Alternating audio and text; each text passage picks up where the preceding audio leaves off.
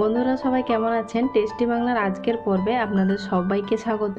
এই চ্যানেলে কোনো রোল কেকের রেসিপি নেই, তাই আমি ভাবলাম আপনাদের সঙ্গে রোল কেকের রেসিপিটা শেয়ার করা যাক।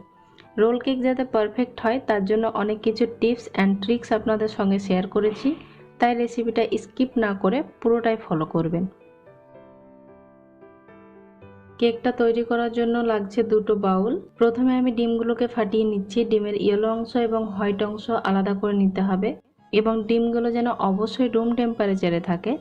খুব সাবধানে ডিমের হোয়াইট অংশ এবং ইয়েলো অংশ আলাদা করে নিতে হবে, যেন ইয়েলো অংশটা হোয়াইট অংশের সঙ্গে মিশে না যায়।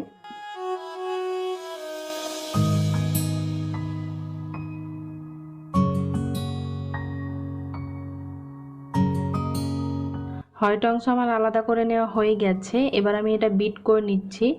আমি ইলেকট্রিক বিটারের সাহায্যেই করছি, আপনারা চাইলে এগ হুইস্ক দিয়েও করতে পারেন, তবে সেই ক্ষেত্রে অনেকটা বেশি সময় লাগে।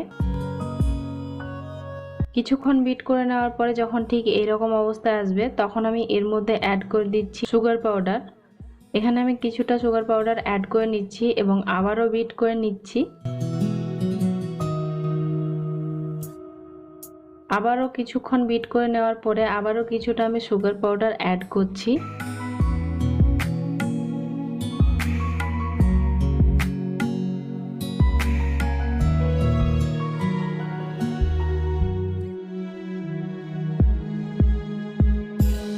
ডিমের এই হোয়াইট অংশটা কিন্তু হার্ডভাবে বিট করে নেওয়া যাবে না, এরকম সফট পিক হতে হবে।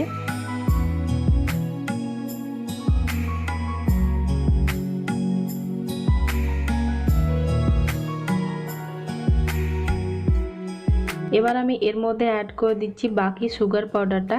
টোটাল আমি এখানে সুগার পাউডার অ্যাড করছি 120 গ্রাম। চাইলে আপনারা মিষ্টির পরিমাণটা আরও একটু বাড়িয়ে নিতে পারেন, তবে এর থেকে কম ইউজ না করাই ভালো, কারণ আমি মিষ্টির পরিমাণটা এমনিতেই মার্কেটের কেকের থেকে অর্ধেক করে নিয়েছি।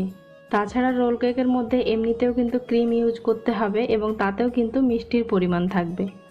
এবার আমি এর মধ্যে অ্যাড করে দিচ্ছি 80 ml ভেজিটেবল অয়েল। আপনারা চাইলে এখানে ঘি বা বাটারও ইউজ করতে পারেন।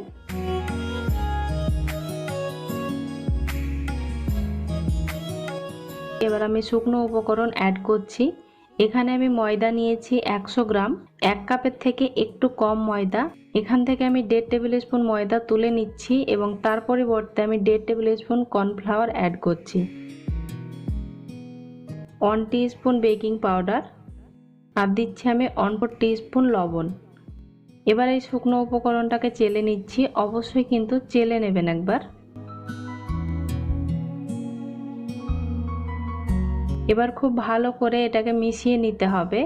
তো মেশাতে যেহেতু অসুবিধা হচ্ছে তাই আমি এর মধ্যে অ্যাড করছি অল্প একটু মিল্ক। অ্যাবাউট এটা 1.5 টেবিল স্পুন বা 1 টেবিল স্পুন মতো আছে, এর থেকে বেশি দেওয়া যাবে না।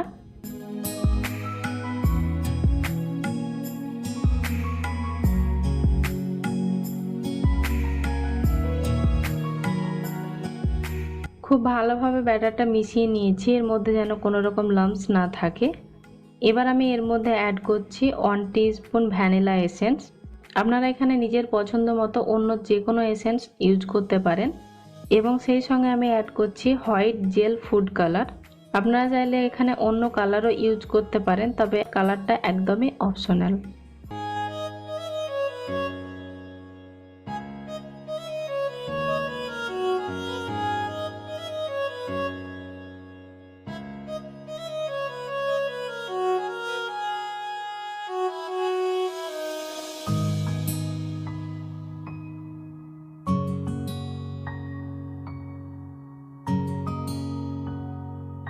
এই পুরো ব্যাটারটা আমি এই বাউলের মধ্যে ট্রান্সফার করে নিচ্ছি এবং খুব সাবধানে কিন্তু মিশিয়ে নিতে হবে।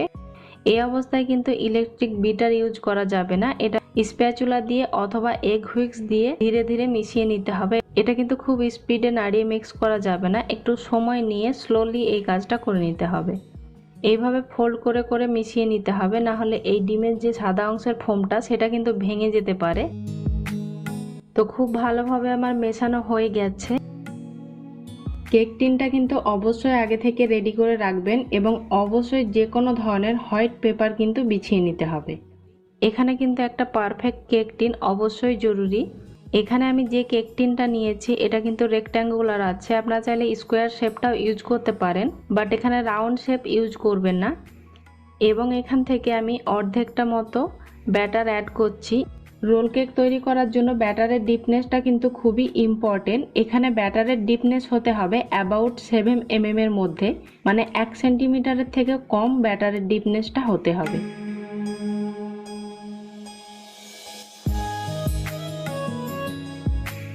এর মধ্যে যদি কোনো এয়ার বাবলস থেকে যায় সেটা কিন্তু নষ্ট হয়ে যাবে, তাই একটু ট্যাপ করে নিচ্ছি।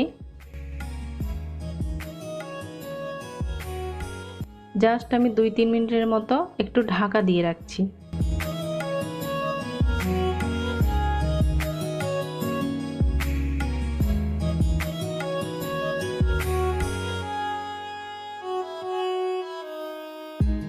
ওয়ান সেন্টিমিটার গ্যাপ রেখে আমি হালকাভাবে একটু করে কেটে নিচ্ছি। দেখবেন যেন খুব বেশি না কাটেন, খুবই হালকাভাবে কেটে নিতে হবে।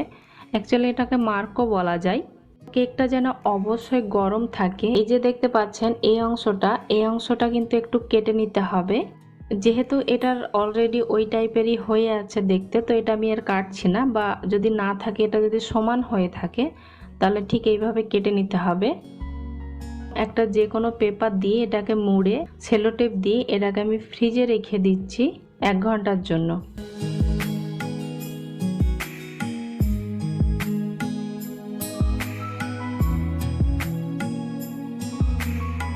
এখানে আমার এই সাইজের 2টো রোল কেক হয়েছে।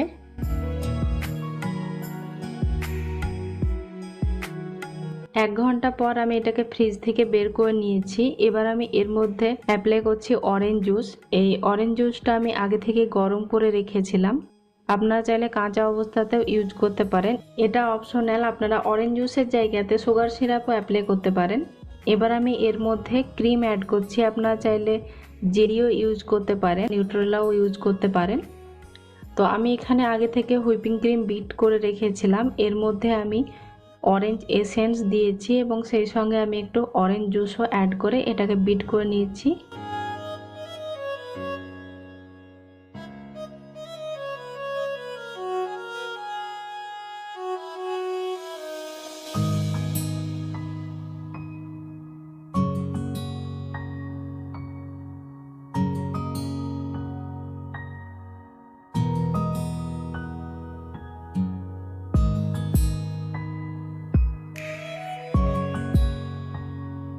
এটাকে আবারও আমি ফ্রিজে রেখে দিচ্ছি 1 ঘন্টার জন্য। ফিরলাম আমি 1 ঘন্টা পর। এবার আমি কেকটা কেটে নেব। তো প্রথমে এই এবড়ো খেবড়ো অংশটাকে আমি কেটে বাদ দিয়ে নিয়েছি। এবার আমি এই রোল কেকটাকে স্লাইস করে নিচ্ছি, আপনারা নিজেদের পছন্দ মতো স্লাইসটা করে নেবেন। যদি আমার এই টিপসগুলো আপনারা মাথায় রেখে এই কেকটা তৈরি করেন, আপনাদের কেক অবশ্যই পারফেক্ট হবে।